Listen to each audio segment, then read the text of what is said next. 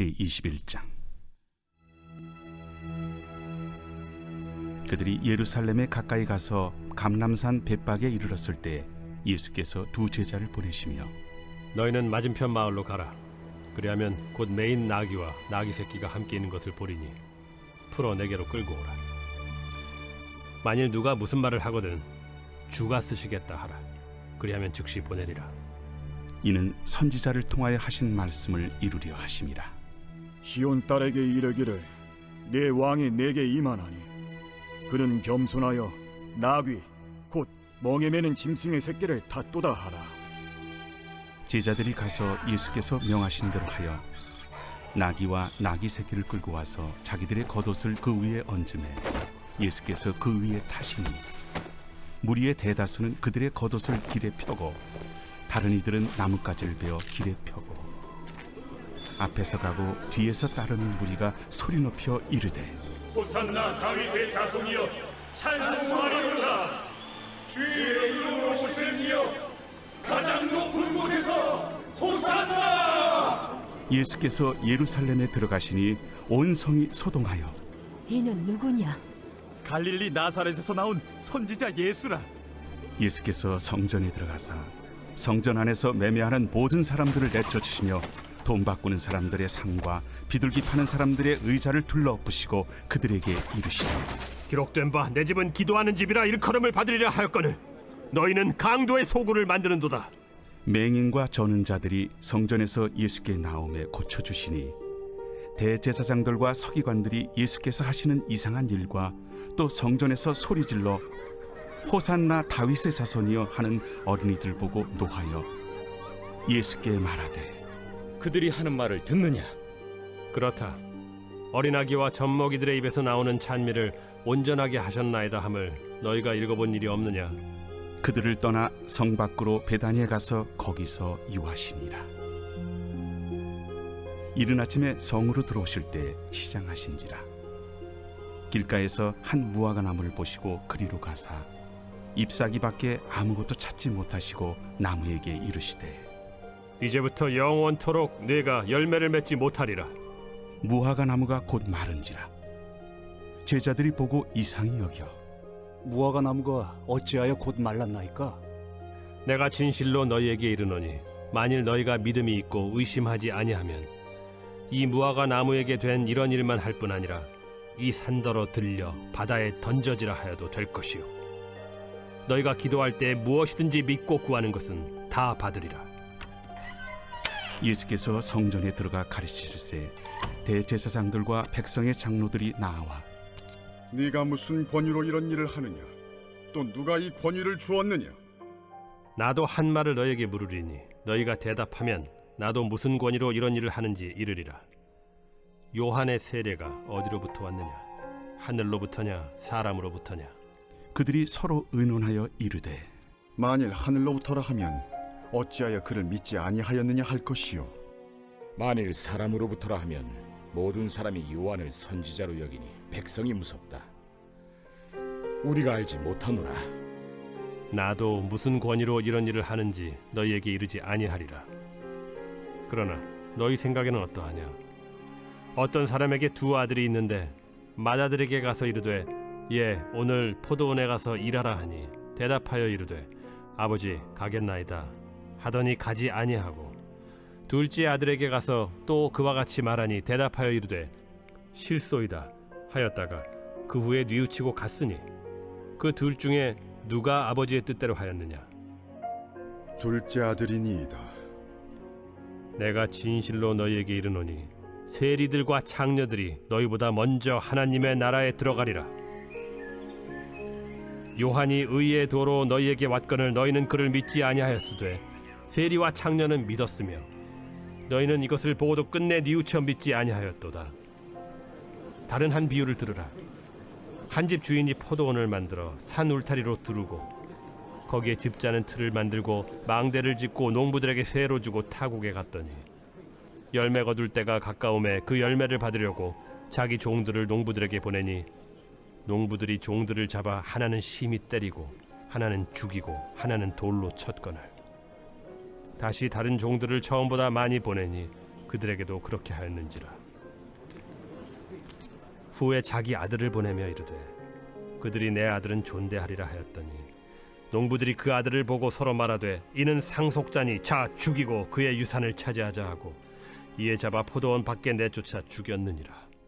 그러면 포도원 주인이 올 때 그 농부들을 어떻게 하겠느냐? 그 악한 자들을 진멸하고 포도원은 제때 열매를 바칠 만한 다른 농부들에게 새로 줄지니이다. 너희가 성경에 건축자들이 버린 돌이 모퉁이의 머릿돌이 되었나니 이것은 주로 말미암아 된 것이요 우리 눈에 기이하도다 함을 읽어본 일이 없느냐? 그러므로 내가 너희에게 이르노니 하나님의 나라를 너희는 빼앗기고 그 나라의 열매 맺는 백성이 받으리라. 이 돌 위에 떨어지는 자는 깨지겠고 이 돌이 사람 위에 떨어지면 그를 가루로 만들어 흩으리라. 대제사장들과 바리새인들이 예수의 비유를 듣고 자기들을 가리켜 말씀하심인 줄을 알고 잡고자 하나 무리를 무서워하니 이는 그들이 예수를 선지자로 알미었더라.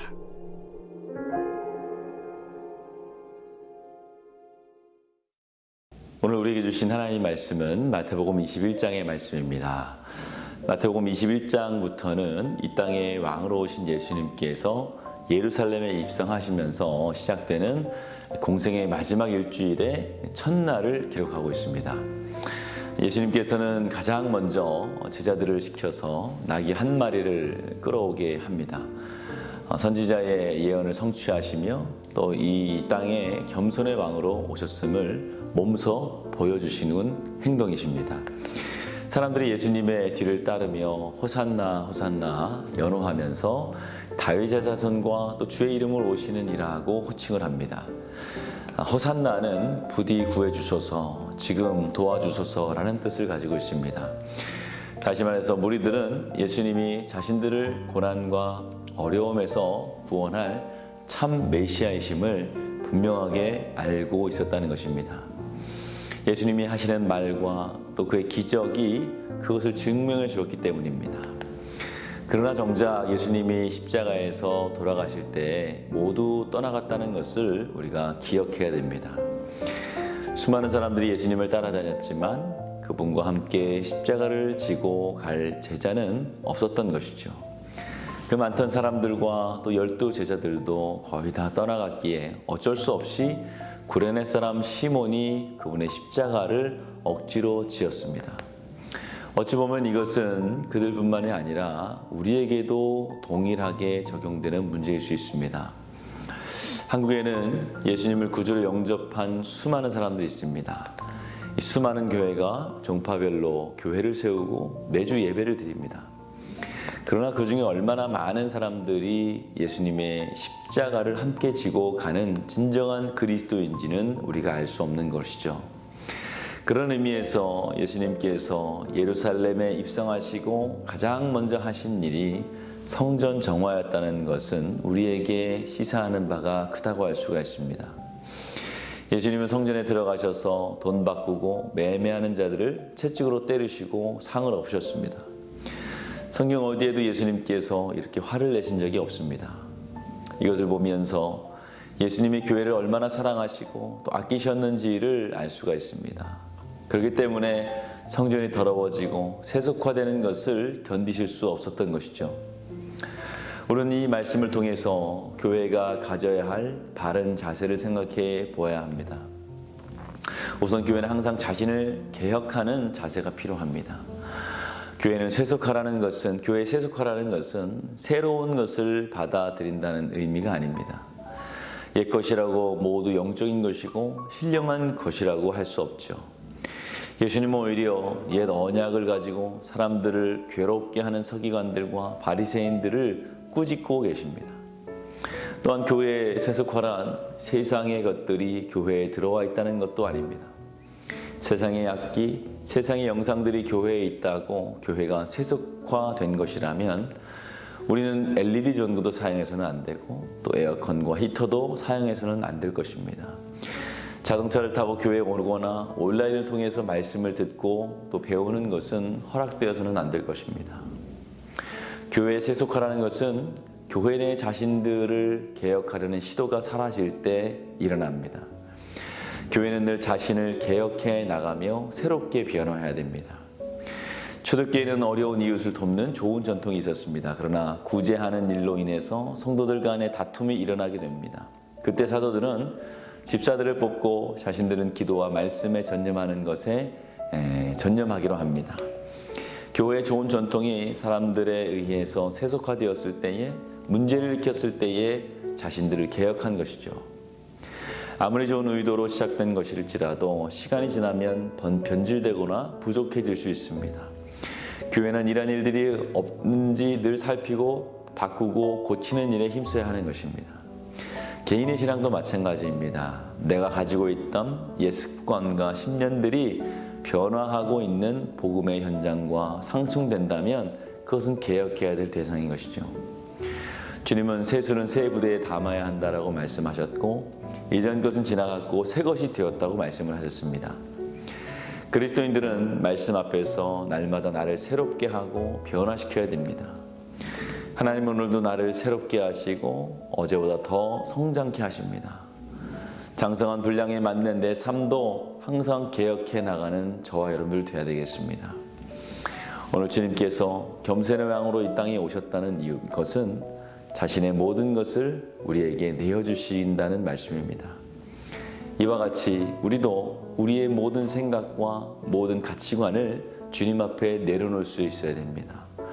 또 복음을 위하여 십자가의 전달자로 사는 우리들은 하나님을 위해서 우리의 모든 가치관과 습관까지도 내려놓을 수 있어야 되는 것입니다.